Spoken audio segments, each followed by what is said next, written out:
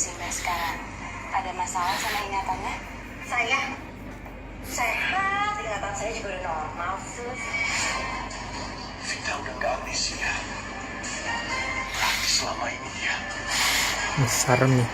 Tapi Yang ayah ini. keluarga saya makanya masih amnesia. Kenapa begitu Mbak? Iya.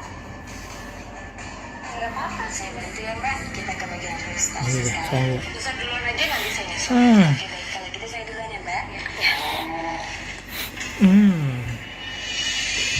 Kang Didi. Mbak yang waktu itu dirawat di sini kan, yang amnesia? Yes, benar, sus. Bagaimana kondisi Mbak sekarang? Ada masalah sama ingatannya? Saya sehat, ingatan saya juga udah normal, sus. Vita udah gak amnesia.